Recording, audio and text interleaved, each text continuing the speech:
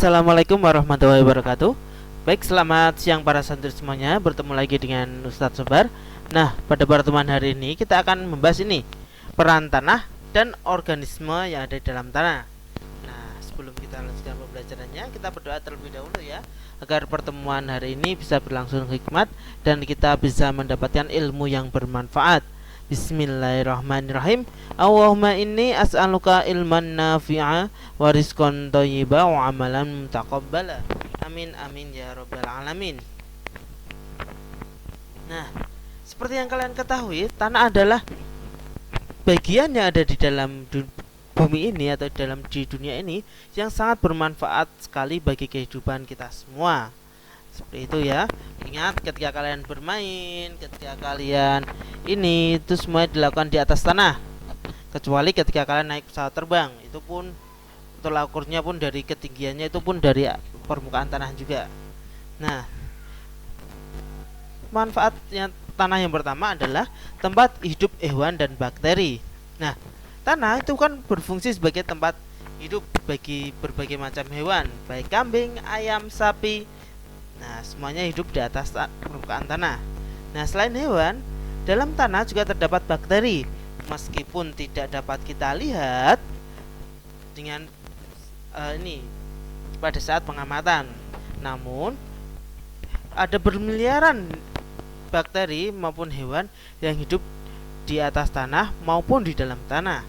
Seperti itu. Contoh ada cacing, lalu ada juga ini berbagai jenis cacing itu juga ada ya. Nanti juga ada bakteri, ada juga jamur. Nah, itu semuanya ini hidup di atas permukaan tanah. Nah, manfaat yang kedua yaitu adalah penunjang kesehatan dan penyedia keperluan manusia. Nah, aktivitas manusia seperti ketika kalian bermain sepak bola, bermain kelereng, dan berjalan-jalan semuanya dilakukan di atas permukaan tanah.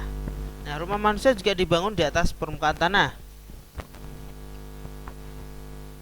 Manusia juga menggunakan berbagai jenis tanah sebagai bahan bangunan. Contoh yang sering kalian gunakan adalah ini, batu bata merah, itu juga terbuat dari tanah. Semen itu pun terbuat dari bahan tanah, yaitu dari bahan kapur yang telah diolah sehingga berubah menjadi tanah. Ya, itu juga sumbernya dari tanah. Selain itu, berbagai macam barang kerajinan dan perabatan rumah tangga juga banyak yang dibuat dari tanah. Nah, contohnya keramik, terus ini itu semuanya bahan-bahan baku yang terbuat dari tanah. Oke? Nah, manfaat yang ketiga adalah penyedia dan penyaring air yang sangat dibutuhkan oleh manusia. Ingat, manusia dapat hidup dengan minum tanpa makan selama 7 hari 7 malam. Tetapi jika manusia tidak minum sama sekali, maka dia tapi bisa makan nih ya, tapi bukan berarti tidak ada air di dalam tanaman. Nah, itu berarti kan masih ada airnya. Nah, tetapi jika yang dimakan itu sama sekali tidak mengandung air, maka manusia hanya bisa bertahan selama 3 hari 3 malam. Setelah itu dia akan kering. Seperti itu. Nah, air bersih yang berasal dari tanah biasanya dimanfaatkan untuk minum, mandi, mencuci, memasak oleh masyarakat. Nah, air kotor, sisa buangan dari rumah tangga maupun industri, ada yang diolah dan ada juga langsung dibuang ke tanah melalui aliran sungai. Nah, kalian pasti berpikir, itu kan nanti langsung bermuara ke laut. Nah, sebagian bermuara ke laut, sebagian juga ada yang meresap ke dalam tanah. Nah, itu adalah bukti bahwa itulah mengapa di pegunungan itu nanti akan keluar air dari dalam tanah. Seperti itu ya. Nah, semuanya itu diproses setelah disaring oleh tanah sehingga berubah menjadi air bersih. Nah, di dalam tanah juga terdapat bakteri dan mikroorganisme yang berfungsi untuk menguraikan senyawa kompleks atau senyawa yang berbahaya menjadi senyawa yang lebih sederhana dan tidak merusak lingkungan. Seperti itu. Nah, contohnya ketika kalian ini habis nyuci nih kan, nyuci kan pakai sabun ya atau deterjen. Nah, deterjen tersebut sebenarnya ketika itu langsung dibuang ke air sungai, itu nanti akan sangat berbahaya karena itu akan mencemari air sungai dan membuat ini beberapa ikan yang tidak tahan dengan pencemaran pasti akan langsung mati. Contohnya ada ikan mas, itu pasti akan langsung mati.